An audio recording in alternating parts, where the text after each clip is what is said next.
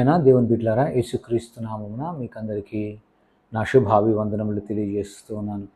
ఈరోజు దేవుని యొక్క వాక్యంలోనికి మనం వెళ్ళినట్లయితే కీర్తనలు 42వ అధ్యాయము మొదటి 2 వచనములు చూద్దాం. కీర్తనలు 42వ అధ్యాయము మొదటి 2 వచనములు మనము ధ్యానించుకుందాం. దుప్పి నీటి వాగుల కొరకు ఆశపడునట్లు దేవా, నీ కొరకు నా ప్రాణము ఆశపడుచున్నది. నా ప్రాణము దేవుని కొరకు తృష్ణగొనుచున్నది, జీవము గల దేవుని కొరకు తృష్ణగొనుచున్నది. దేవుని సన్నిధికి నేనెప్పుడు వచ్చేదను, ఆయన సన్నిధిని నేనెప్పుడు కనబడేదను. హల్లెలూయా, హల్లెలూయా, హల్లెలూయా. ప్రియమైన దేవుని బిడ్డలారా, నిజంగా ఈ యొక్క వాక్య భాగము, ఈ లేఖనములు నిజంగా నన్ను చాలా కదిలించినటువంటి లేఖన భాగములు. ఎందుకని అనంటే నేను దీని గురించి కొంచెం గూగుల్లో నేను కొంచెం సెర్చ్ చేసినప్పుడు నాకు కొన్ని ఆసక్తికరమైనటువంటి విషయాలు నాకు కనిపించాయి. చూడండి, దుప్పి నీటి వాగుల కొరకు ఆశపడినట్లుగా, అంటే దుప్పి నీటి వాగుల కొరకు ఆశపడుతుంది. దుప్పి ఎప్పుడు నీటి వాగుల కొరకు ఆశపడుతుందో తెలుసా? దానికి నీళ్ళు దాహం వేసినప్పుడు కాదు.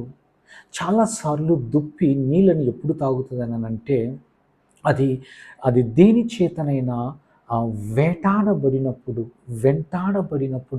అది అలసిపోద్ది. అంటే ఒక పులి కానీ, ఒక సింహం కానీ, ఒక చిరుత కానీ దాన్ని వెంటాడినప్పుడు, దాన్ని చంపాలని ప్రయత్నం చేసినప్పుడు అది పరిగెత్తి అది ఆ వేటగాడి నుండి, అంటే ఆ పులి నుండి తప్పించుకుంటే చూసారా, అప్పుడు ఆ తప్పించుకున్న తర్వాత అది వెళ్ళిపోయి నీళ్లను తాగుతుంది. సో నేను ఇది చదువుతున్నప్పుడు, దీని గురించి చదువుతున్నప్పుడు నాకు అనిపించింది, నిజమే ఈ నీటి వాగుల దగ్గరికి దుప్పి రావటం. నేను చాలాసార్లు చెప్పాను, నీళ్ళు అంటే బైబిల్లో వాక్యమునకు సాదృశ్యము. అంటే ఒక శత్రువు నుండి తప్పించుకున్న తర్వాత, లేకుంటే ఒక వేట నుండి తప్పింపబడిన తర్వాత ఆ యొక్క దుప్పి ఎక్కడికి వస్తూ ఉందో తెలుసా? నీటి వాగుల దగ్గరికి వస్తూ ఉంది.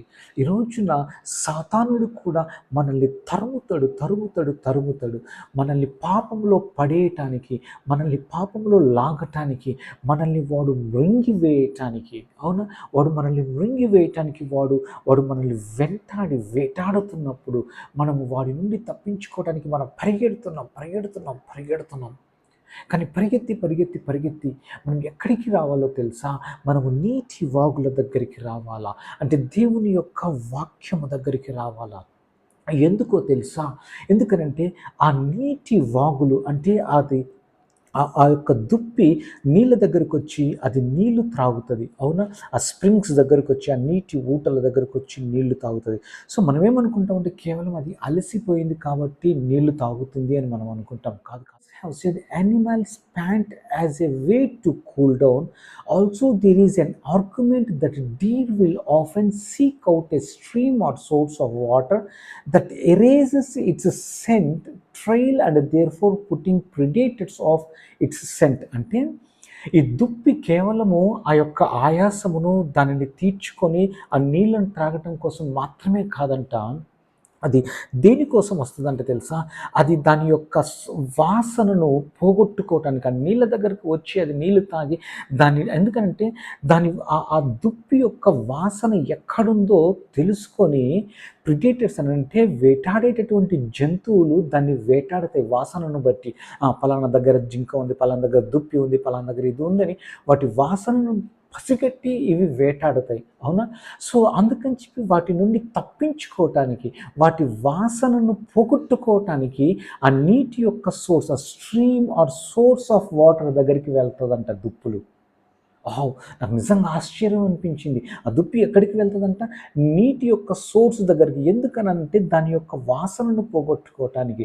ప్రియమైన దేవుని బిడ్డలారా, ఈ మాటను చదువుతూ ఉంటే దేవుడు నాతో మాట్లాడుతూ అన్నాడు, నా కుమారుడా, నువ్వు లోకంలో తిరుగుతూ ఉంటే లోక సంబంధమైన ఆ మాలిన్యము, ఆ మలినము, ఆ పాప సంబంధమైనవి అవన్నీ నీకు అంటుకుంటా ఉన్నప్పుడు అవి ఏం చేస్తాయంటే సాతానుని అవి ఆకర్షిస్తాయి అవి.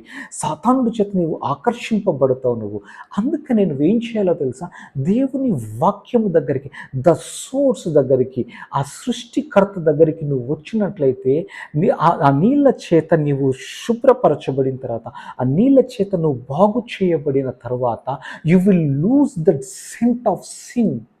ఆ పాపపు వాసన నీలో నుండి వెళ్ళిపోతుంది. దెన్ ద డెవిల్, అంటే ఆ సాతానుడికి నిన్ను ఐడెంటిఫై చేయటం వాడికి కష్టం అవుతుంది. మీకు అర్థమవుతుందా? సో అంటే you will lose the scent, అంటే ఆ వాసనను నువ్వు కోల్పోతావు. ఏ వాసనను? పాప సంబంధమైన వాసనను.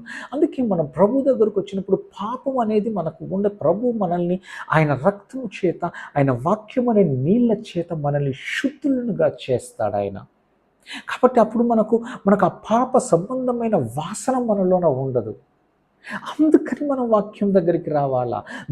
అందుకని దావీదు ఏమంటాడు? దుప్పి నీటి వాగుల కొరకు ఆశపడినట్లు, దేవా నీ కొరకు నా ప్రాణం ఆశపడుతున్నది, నీ కొరకు నా ప్రాణం ఆశపడుతుంది. ఎందుకనంటే so that I may hide in you, నేను నీలోన దాగుకోవాలనుకుంటా ఉన్నాను ప్రభువా. చూడండి, నా ప్రాణము దేవుని కొరకు తృష్ణగొనుచున్నది, జీవము గల దేవుని కొరకు తృష్ణగొనుచున్నది.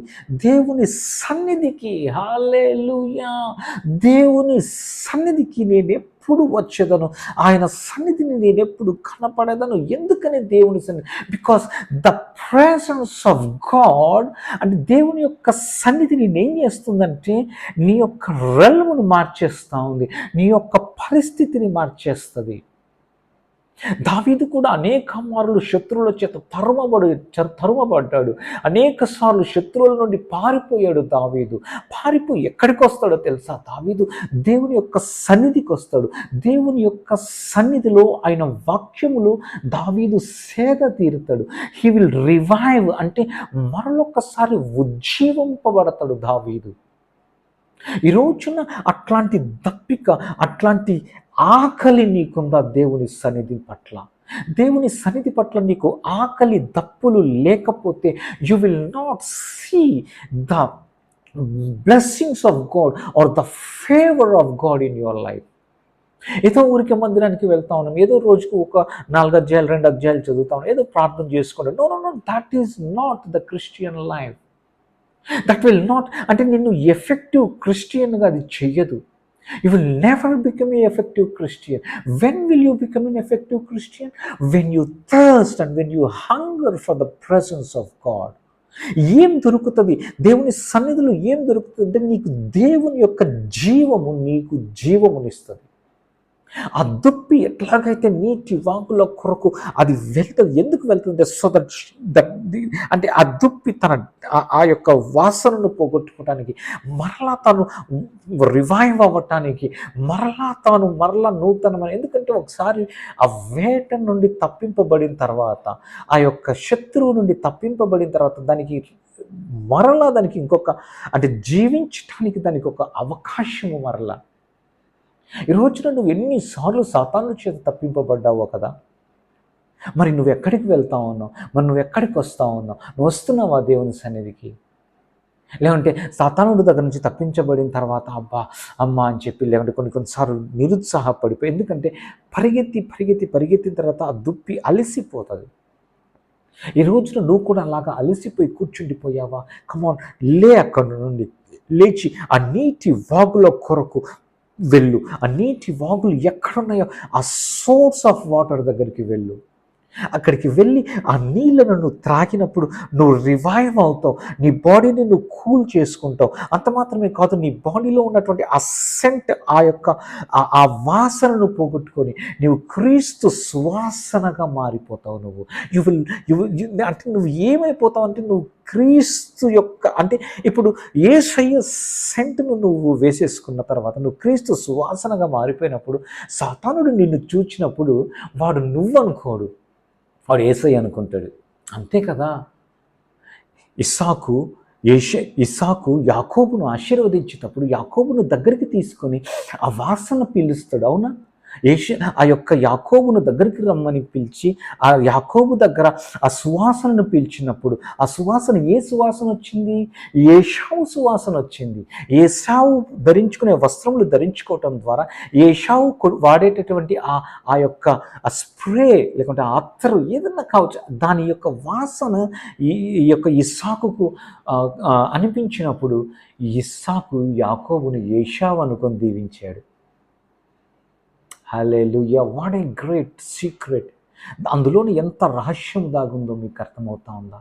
ఈ రోజున ప్రియమైన దేవుని బిడ్డ, ఈ రోజున నువ్వు దేవుని యొక్క వాక్యం దగ్గరికి వస్తే you will lose your old nature and you will become a new nature.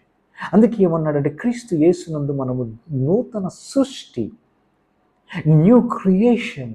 Hallelujah, hallelujah. Today, my dear friend, when you are tired, when you are chased by your enemy, నువ్వు శత్రువు చేత నువ్వు తరమబడినప్పుడు, నువ్వు అలసిపోయినప్పుడు, నువ్వు నిరుత్సాహపడిపోయినప్పుడు, నువ్వు అవమానాల చేత కృంగిపోయినప్పుడు, don't waste your time going cinema థియేటర్కి వెళ్ళటమో, లేకుంటే బార్లో కూర్చోటమో, లేకుంటే ఇంకా ఎవరితోనైనా ఫ్రెండ్స్తో కూర్చొని మాట్లాడటమో, లేకుంటే ఇంకేదేదో చేసే బదులు దేవుని యొక్క వాక్యము దగ్గరికి రా. When you're tired, come to the word of God. Hallelujah, hallelujah. That is only the solution for your depression. That is only the solution for your tiredness. నువ్వు అలసిపోయినప్పుడు దేవుని సన్నిధికి రా. ఆయన సన్నిధి దావీదేవుని, నేను దేవుని సన్నిధికి ఎప్పుడు వచ్చేదను, ఆయన సన్నిధిని నేను ఎప్పుడు కనబడదను. దేవుని సన్నిధి అంటే దావీదుకి ఎంత ఇష్టమోనండి. ఈ రోజున నీకుందా ఆకలి? దేవుని సన్నిధి పట్ల, దేవుని సన్నిధి కొరకు నువ్వు అంత తృష్ణ కలిగి ఉన్నావా? లేకుంటే అలిసిపోయాను కదా అని చెప్పి అక్కడే కూర్చుండిపోయావా? ఈ రోజున దేవుడు నిన్ను పిలుస్తూ ఉన్నాడు. నా కుమారుడు నువ్వు అలిసిపోయావు నాకు తెలుసు, రా నా దగ్గరికి, నేను నీకు సేద తీరుస్తాను, నేను నీకు మరలా ఉజ్జీవమునిస్తాను, నేను మరలా నీకు శక్తినిస్తాను, నేను మరలా నిన్ను వాడుకుంటాను, మరలా నిన్ను బలపరుస్తాను. Hallelujah, hallelujah. What a God of grace we have. A God of second opportunity. Dear friend, when you are tired, seek the presence of God. Seek the word of God. Go to the word. దేవుని వాక్యం దగ్గరికి వెళ్ళి అక్కడ ఆయన వాగ్దానములను తీసుకొని ఆ వాగ్దానముల పైన కూర్చొని నీవు రివైవ్ అవ్వు. హల్లెలూయా. దావీదు యెహోవా యందు బలము తెచ్చుకొని, నీ బలం ఎక్కడుందో తెలుసా? యెహోవాలో ఉంది. David strengthened himself in the Lord అని ఉంటుంది ఇంగ్లీష్లో.